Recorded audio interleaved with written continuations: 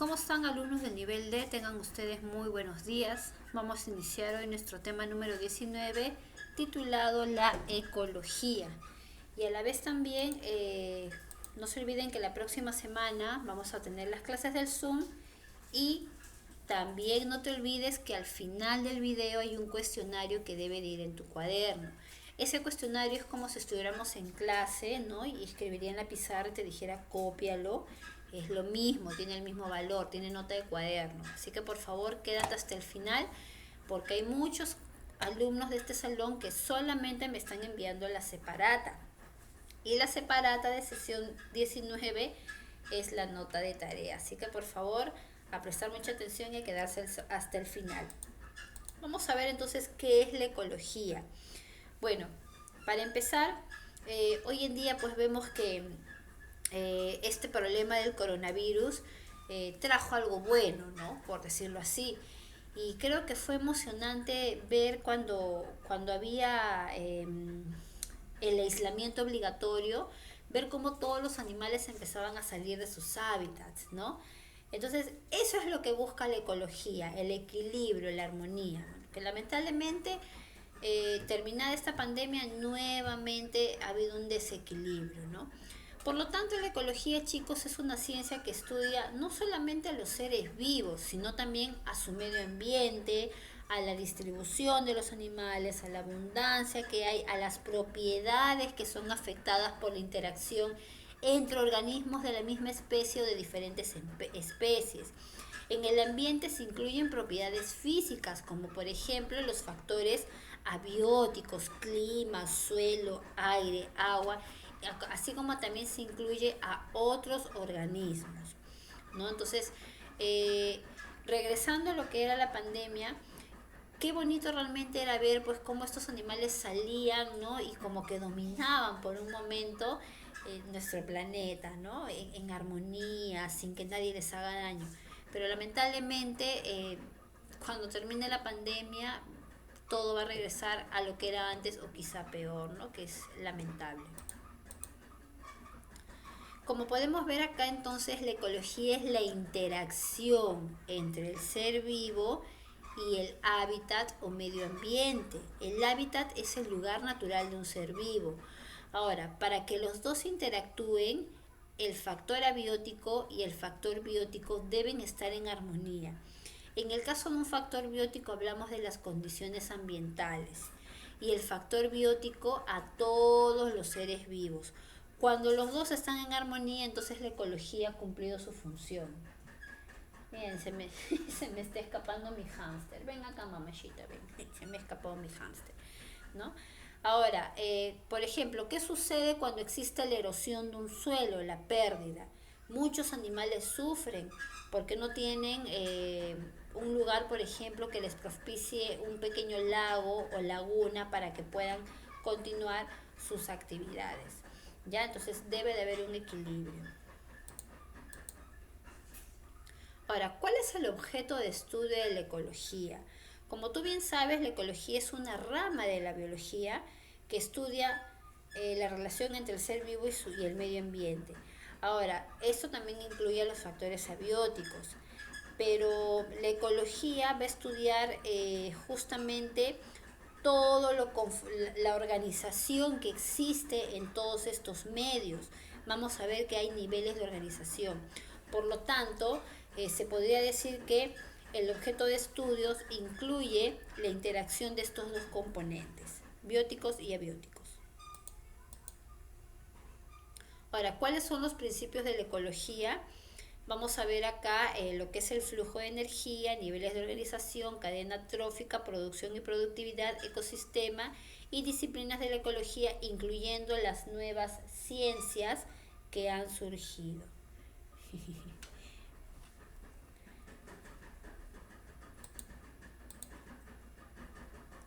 A ver, vamos a hablar primero del flujo de energía. ¿Qué cosa es flujo para empezar? ¿No? Sabemos que flujo es cuando pasa de una etapa a otra. En el caso de ecología, esta es una sucesión de etapas en donde un organismo se alimenta y a la vez es devorado. Por lo tanto, la energía fluye de un nivel a otro. Por ejemplo, cuando las plantas verdes u otros organismos que realizan la fotosíntesis utilizan la energía solar para elaborar sus alimentos, esa energía pasa de un lugar a otro. Ahora, la mayor parte de esta energía química se procesa en el metabolismo, es decir, en las funciones, y se pierde en forma de calor durante la respiración. Las plantas, por ejemplo, convierten la energía restante en biomasa, y sobre el suelo se van a formar productos que vamos a ver más adelante. Además, este material es un tipo de energía que se almacena y se transfiere a un segundo nivel que serían los herbívoros, ¿no? Ahora, cuando estos mueren, ¿no? Los descomponedores se encargan de la descomposición de la materia, y se forman los detritos. Esta mayor parte de la energía va a ser asimilada por un segundo nivel trófico y se pierde de nuevo en forma de calor durante la respiración. Ay, profesora, la verdad que no entendí nada. Seguramente vas a decir eso, ¿no? Mucha letra, Miss, en esta diapositiva. Bueno, en pocas palabras, el flujo de energía son las etapas por las cuales va fluyendo la energía de un nivel a otro. Vamos a verlo con un ejemplo.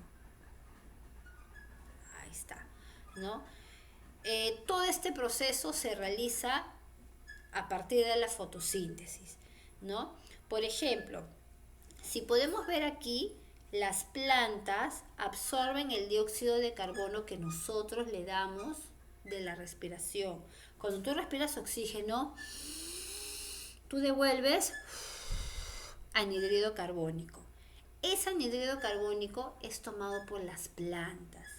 Ahora, a partir de este CO2 que tú le brindaste, más la energía solar, las plantas producen compuestos. Ay, chicos, un ratito porque se me están escapando mis hámsters. ¿Recuerdas cómo se llama este proceso de acá, no? Se le llama pues fotosíntesis, ¿no? Entonces, cuando las plantas producen compuestos de carbono, liberan a su vez oxígeno al medio ambiente. Y este oxígeno va a ser tomado por los animales, ¿ya? Ahora, este animal, por ejemplo, no solamente tomó el oxígeno, sino también se alimentó de esta planta, ¿ya? Entonces, cuando este organismo muere, ¿ya? Vienen bacterias que nosotros no las vemos, pero sabemos que están ahí. Entonces mueren y descomponen a este organismo, ¿no? Lo que sería el proceso de putrefacción. Entonces, en el momento de descomponer, van a formar nitratos en el suelo que nuevamente será absorbido por las plantas. Ahora, cuando nosotros comemos plantas, los animales absorben compuestos del carbono. Otra cosa también que los procesos industriales y las erupciones volcánicas incorporan carbono a la atmósfera, pero lamentablemente las industrias pues han crecido de una manera tan desmesurada que la incorporación de carbono a la atmósfera ha sobrepasado los límites. Por eso es que ahora hay algo llamado contaminación ambiental. Si tú te das cuenta, todo este proceso se inicia con la fotosíntesis, ¿no? Entonces va pasando de un eslabón a otro. Por ejemplo, el árbol sería un eslabón, la vaca sería otro eslabón, ¿ya? Y así sucesivamente. Entonces la energía fluye de un lugar a otro, ¿ya? Entonces más o menos esto es lo que he tratado de explicarte en la diapositiva anterior, que habían, pues como dices tú, puras letritas, ¿no? A ver, vamos a continuar. Tengo aquí a mi hámster que está que se escapa, chicos. Si ustedes lo pudieran ver. Mira, ahí se me escapa la otra, un ratito. Ya.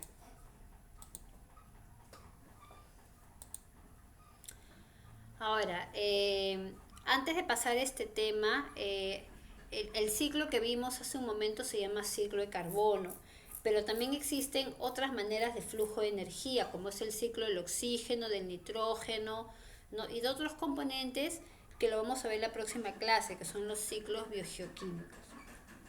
Ahora, la ecología presenta niveles de organización, es decir, presenta un orden, chicos, ¿no? No es que esté todo dispersado por ahí, como sea, no, presenta un orden que va justamente en esta forma. Hablamos de organismo, población, comunidad, ecosistema y biosfera. Vamos a ver detenidamente cada uno de ellos.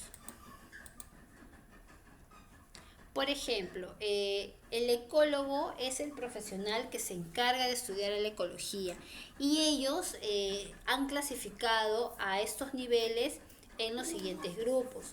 Para empezar, tenemos un organismo. Un organismo es aquel ser vivo capaz de cumplir toda función, desde una célula. ¿Te acuerdas cuando vimos uno de los temas, la célula, y habíamos dicho como concepto que la célula es la unidad básica del ser vivo, por lo tanto cumple funciones vitales, y que todo organismo, para que sea considerado como tal, debe tener al menos una célula? Entonces, basta que exista una célula para ser considerado un organismo vivo, ¿ya? Ahora, este organismo, que puede ser unicelular o puede ser pluricelular, como en el caso de nosotros, puede tener semejantes. Cuando tiene semejantes con las mismas características, se le llama población. En el caso de nosotros, que somos ya, por decirlo así, animales superiores, formamos una población con características semejantes. Por ejemplo, el salón de sexto grado, el salón del nivel alfa, es una población de seres humanos. ¿Por qué? Porque tienen o tenemos las mismas características, ¿ya? Una población podría ser, por ejemplo, de pingüinos, una población de arañas, una población de rosales, una población de pinos, una población de piojos, ¿no? Pertenecen a la misma especie y entre ellos se pueden reproducir. Ahora, cuando se juntan muchas poblaciones, forman una comunidad, es decir, interacción de poblaciones. Por ejemplo, ¿qué pasa si en nuestro salón alfa, ¿no? De pronto entran 3 gatos? Estamos hablando ya de una comunidad, porque hay una población de humanos y una población de gatos. Por ejemplo, aquí en mi casa, ¿no? Somos 2 poblaciones, ¿no? Podría decir hasta 3. Una población de humanos conformada por mi esposo, mis hijas y yo. Una población de hámster, que ya tengo como 50, sin exagerar. Y una población de perritos, ¿no? Porque tenemos abajo una perrita. O sea, hay 3 poblaciones, ¿no? De repente si vamos a un bosque, a un parque ya, ¿no? Un parque por acá por Breña, hay una población de plantas, ¿no? Diferentes plantas, hay hierbas, hay arbustos, hay flores, población de insectos. Entonces todo eso forma una comunidad, ¿ya? Conjunto de poblaciones diferentes, comunidad. Ahora, cuando muchas comunidades se juntan, forman el ecosistema, ¿ya? Acá ya las interacciones propias de la biocenosis sumadas a todos los flujos de materia y energía tienen lugar en ella, ¿no? Ahora, cuando, por ejemplo, ¿qué ecosistemas conocemos? El desierto, la tundra, la taiga, los polos, de repente un charco de agua puede ser también un ecosistema, ¿no? Ahora, la biosfera es el conjunto de todos los seres vivos conocidos, es decir, nuestro planeta Tierra es una gran biosfera, ¿no? Es el lugar donde se forma la vida, ¿ya? Para que sea biosfera tiene que tener vida, ¿ya? Tiene que tener vida. Y se supone que dentro de todos los planetas que existen, hasta ahora científicamente comprobado, el planeta Tierra es el único que alberga la vida. ¿Estamos? Ya. Pasamos entonces a la siguiente diapositiva.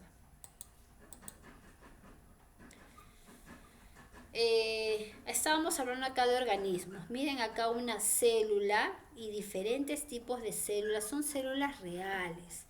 Ya un ser vivo, dice, es el conjunto de átomos, de moléculas que forman una estructura muy organizada y compleja, ¿ya?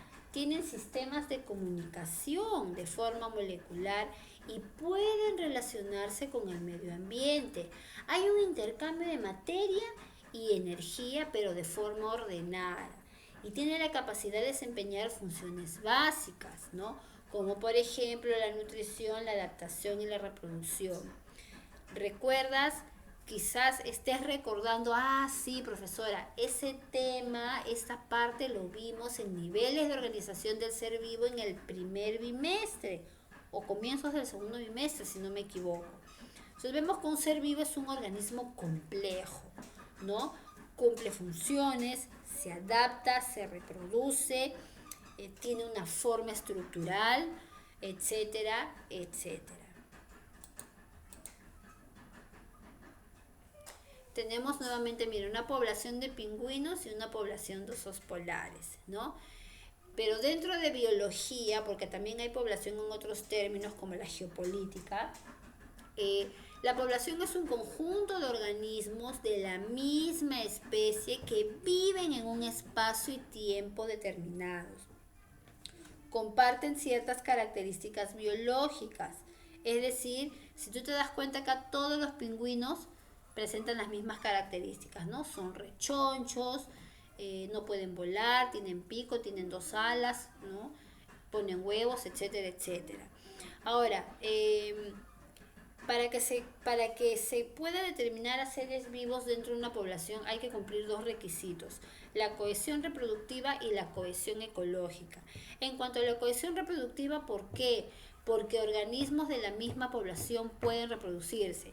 Papá pingüino con mamá pingüina darán pingüinitos. Papá oso con mamá osa darán ositos. ¿Ya? No pueden ser de diferentes especies. Se pudiera dar sí, ya me imagino lo que estás pensando. Se pudiera dar sí, pero ese nuevo organismo saldría híbrido, como en el caso de una mula.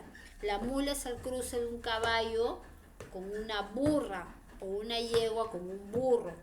Pero como pertenecen a diferentes especies, entonces sale una mula que puede ser macho o hembra, pero es estéril. Y en cuanto a la cohesión ecológica, se refiere a la presencia de interacciones entre ellos, ¿no? ¿Por qué? Porque entre ellos, por ejemplo, cumplen roles para poder sobrevivir. Por ejemplo, en el caso de los pingüinos, ellos se juntan para transferirse su calor de un pingüino a otro. En el caso de los osos, ellos hibernan. Entonces tienen ciertas características, ¿ya? Miren, acá tenemos a la comunidad, ¿no? Comunidad porque está conformado ya por diferentes especies de animales que coexisten en un espacio llamado biótopo y que, bueno, tienen las condiciones ambientales necesarias para que puedan sobrevivir. ¿Por qué? Porque si el factor ambiental está en desequilibrio, estos animales corren peligro de extinguirse o de bajar su número, ¿ya? Ahora, la comunidad se divide en algunos grupos. Tenemos la fitocenosis, que es el conjunto de vegetales, la zoocenosis, que es el conjunto de animales, y la microbiocenosis, que es el conjunto de microorganismos. Y acá vemos que son pues de diferentes especies, ¿ya? Y ellos van a vivir gracias a la influencia de los factores físicos como la luz, la temperatura y la humedad. Pero cuando estos factores abióticos o físicos caen en desequilibrio, lamentablemente pues sucede lo que estamos viendo hoy en día, la extinción o la casi extinción, las vías de extinción de muchos animales. Mira, qué bonito, un ecosistema acuático y un ecosistema terrestre. No, profesor, ¿y existe ecosistema aéreo? No. El ecosistema aéreo podría decirse que es un ecosistema transitorio. Porque las aves, por ejemplo, vuelan, pero no vuelan toda la vida, ¿no? Vuelan en un determinado momento o solamente para trasladarse. El ecosistema es un sistema natural que está formado por organismos vivos, más el medio físico, ¿no? Ellos viven y comparten el mismo hábitat y acá se forman cadenas alimenticias, ya se forman cadenas alimenticias para que un organismo le pueda transferir energía al otro, ya, entonces eso lo vamos a ver dentro de un momento. Y finalmente la biosfera. La biosfera está formado por el conjunto de seres vivos en un planeta. Por eso te decía, en otros planetas no se puede considerar biosfera porque no hay vida, ¿ya? También se habla de biosfera para referirse al espacio en el cual se desarrolla la vida, ¿no? Y bueno, esta se distribuye por toda la tierra, tanto en el suelo como en el agua y transitoriamente aunque en la atmósfera también, porque hay microorganismos que viven en la atmósfera, ¿no? Ahora, también se dice que es una creación colectiva de una variedad de organismos y especies que interactúan entre sí y forman ecosistemas, ¿no? Por ejemplo, ellos pues tienen la capacidad de controlar su número de individuos, de formar sus propios límites, de formar su estado, sus jerarquías, ¿no? Por ejemplo, las manadas, ¿por qué de pronto siguen a un líder, ¿no? O hay un macho alfa, o en el caso de las hembras, porque forman sus propias reglas, que lo vamos a ver en otro tema. Ahora, hace un momento hablábamos de cadena alimenticia. ¿Qué podemos ver en las imágenes? Aparte de flechas y aparte de animalitos, ¿qué están haciendo los animales? ¿O qué crees que hacen? No los están, bueno, los están persiguiendo, sí, pero ¿para qué? Exacto, para comérselos, ñam, ¿no? Por lo tanto, la cadena trófica o cadena alimenticia, ¿no? Es el proceso por el cual circula la materia y la energía de un ecosistema. En pocas palabras, cuando un animal es comido por otro, se transfiere materia y energía. Materia, ¿por qué? Porque te vas a comer al animal. Y energía, ¿por qué?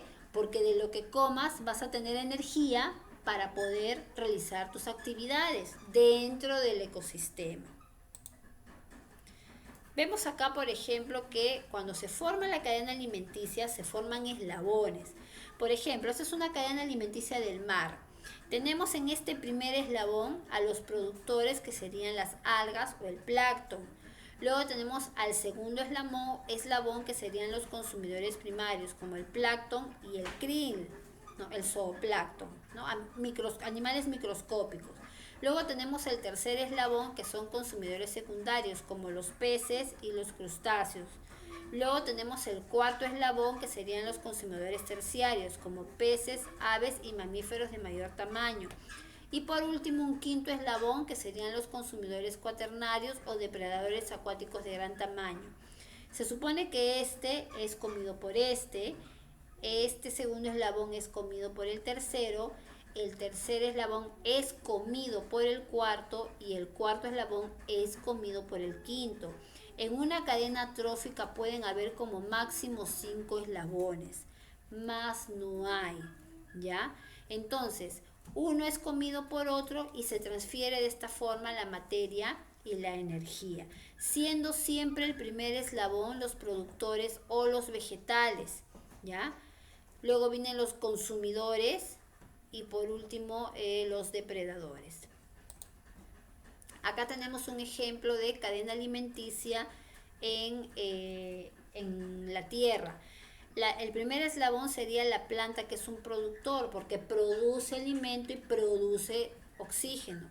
Luego tenemos el saltamontes, que se come al vegetal, ¿no? Luego tenemos el tercer eslabón, que sería el pájaro, que se come al grillo. Luego tuviéramos un cuarto eslabón, que es la serpiente, que se come al pájaro. Y tuviéramos un quinto eslabón, que en este caso sería el búho, que se come a la serpiente. Como ves, la materia y la energía se transfiere de un eslabón a otro. En cuanto a la producción y productividad en el ecosistema, entonces vemos que está conformado por 3 grandes grupos: a los productores autótrofos, los consumidores heterótrofos y los descomponedores o detritívoros. Además, permite que estos 3 componentes se conecten entre sí para poder formar esta cadena alimenticia. Por ejemplo, ¿qué pasaría si no hubiera productores? No existirían plantas.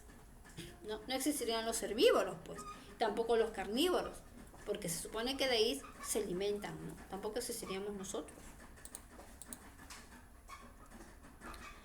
Los autótrofos o productores están formados por plantas y cianobacterias. Tienen la capacidad de realizar la fotosíntesis, ¿ya? Los consumidores o heterótrofos están conformados por animales carnívoros, herbívoros u omnívoros. Los descomponedores están formados por bacterias, hongos y algunos insectos que degradan la materia orgánica. Además, la ecología presenta disciplinas que la van a ayudar a su mejor estudio. Por ejemplo, la ecología microbiana, que estudia los organismos en su ambiente natural.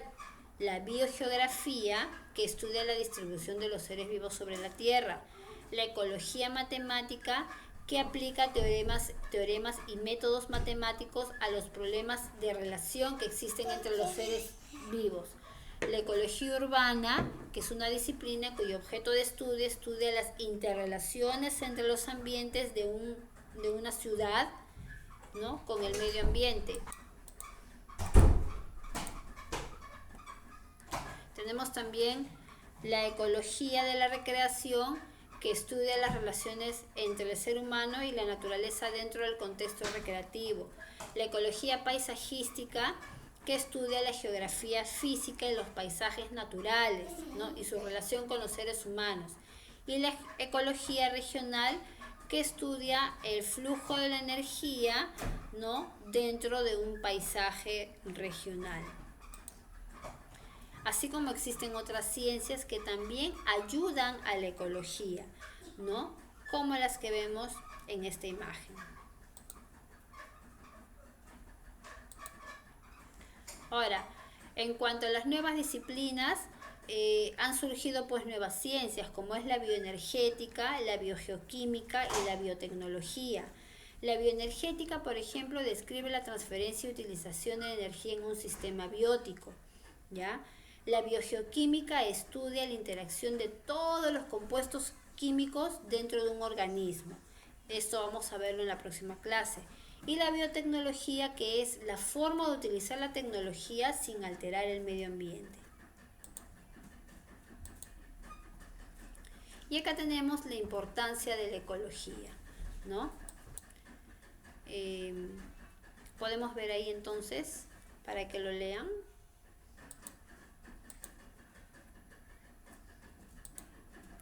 Y tenemos las siguientes preguntas. Por ejemplo, en cuanto a la relación de la ecología, podemos ver que la zoología, bueno, estudia a los animales, ¿no?, que forman parte del ecosistema. La botánica estudia a las plantas que forman parte de un ecosistema. La geografía estudia la distribución de los seres vivos en el medio geográfico o en el planeta Tierra. La geología estudia la composición de los suelos que forman parte de la ecología. La hidrología estudia la formación y distribución del agua que forman parte de la ecología. La fisiología estudia las funciones básicas que cumple cada ser vivo. La etología estudia el comportamiento del animal dentro de un área geográfica. La genética estudia los factores hereditarios que se dan en el ser vivo. La bioquímica estudia a los procesos químicos que ocurren dentro del ser vivo. La física estudia a las propiedades y leyes físicas que influyen dentro del ser vivo. Y la química estudia a los elementos o lo que nosotros llamamos ciclos biogeoquímicos que ocurren dentro de un ecosistema. Y por último, las matemáticas se encargan de proporcionar datos estadísticos con respecto a los seres vivos, ¿no?, específicamente lo que es tasa de natalidad, tasa de mortalidad, tasa de reproducción, entre otros componentes.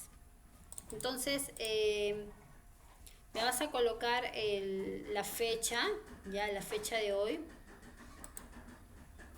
y me vas a responder estas 6 preguntas. ¿Qué es la ecología? ¿Por qué es importante la ecología? ¿Cuál es el objeto de estudio? ¿Qué factores forman los niveles de organización? ¿Qué es una cadena trófica? ¿Y qué ciencias se relacionan con la ecología? Explicando, como ya lo hemos hecho hace un momento. Bien, chicos, entonces eso sería todo por hoy. Cuídense bastante y que tengan un buen día.